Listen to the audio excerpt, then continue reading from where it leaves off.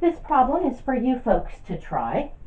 So you're going to be using an appropriate local linear approximation or an appropriate linearization to estimate the cube root of negative 7.99. It is a cube root, so it's okay that we've got a negative under that radical.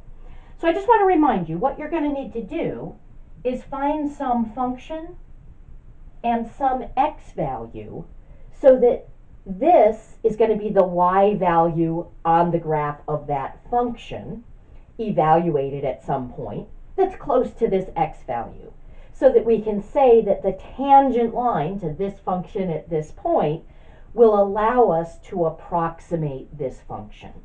So once you figure out what function and what x value you want, you're going to find the local linear approximation, which is just a fancy word for the tangent line. You basically want this to be the y value of this function evaluated somewhere.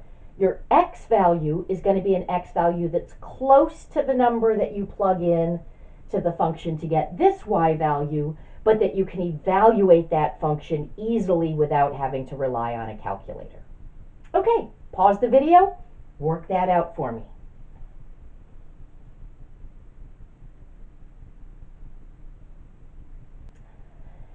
Since this is the cube root of something, it seems very reasonable that the function we would want to work with is just the cube root of x. Okay, and that would be the function then evaluated at negative 7.99. Okay, so I want to look for a number that's close to negative 7.99 where the cube root is easy to evaluate. Seems like we should maybe choose negative 8. Okay.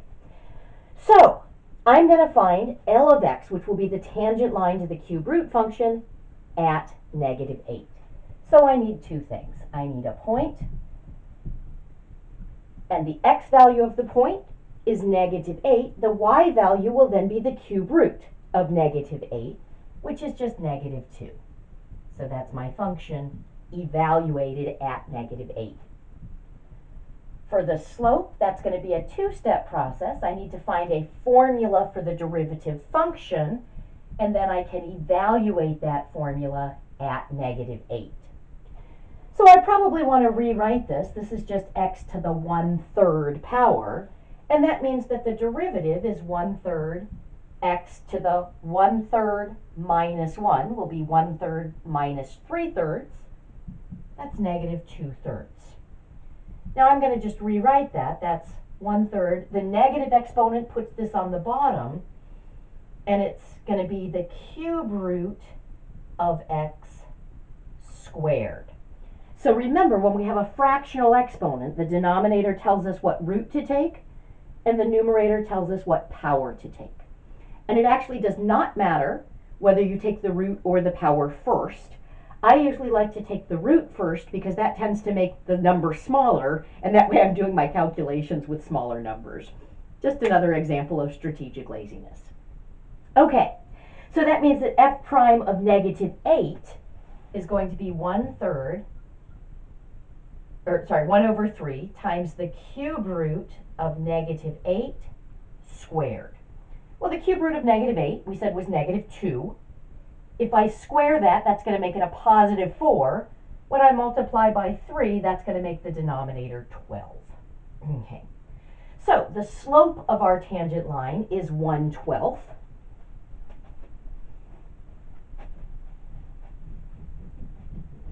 So to find the line, I'm just going to use point-slope form. Rise is equal to slope times run. Rise is the difference in y values, so that's going to be y minus a negative 2, or y plus 2, is equal to the slope of 1/12 times the run would be x minus a negative 8, or plus 8. Okay.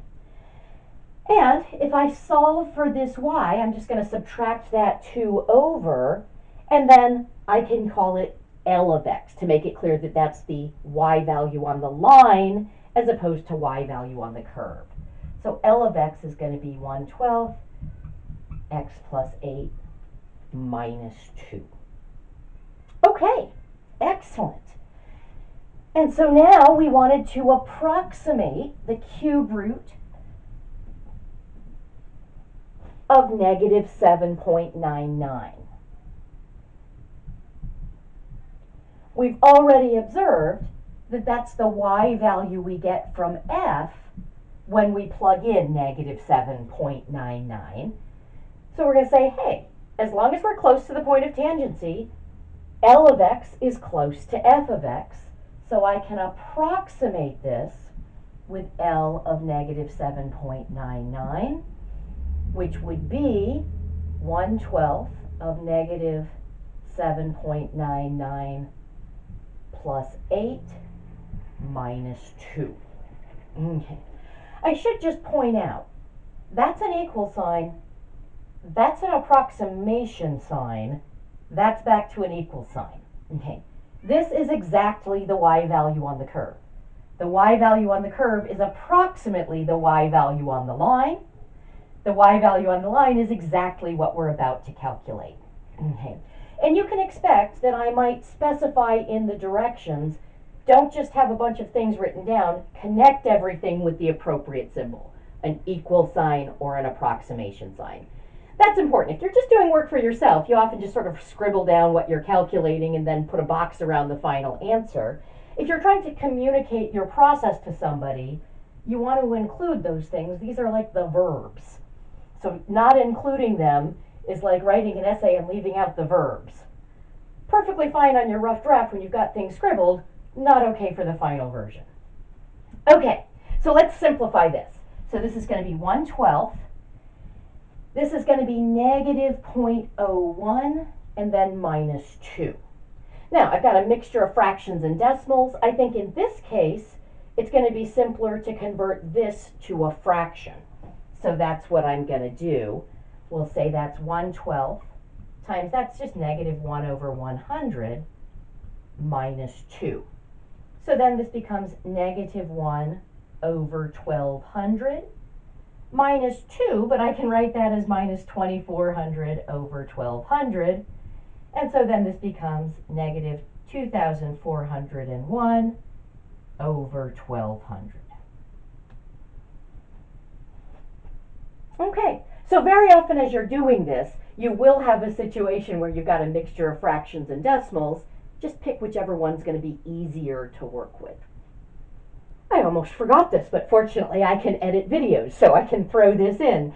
For those of you who, like me, like to have a picture of what's going on, I've just put up here the graph of the cube root function. So this was our f of x equals the cube root of x. And then here's the point, negative 8, negative 2, and I've drawn in that tangent line.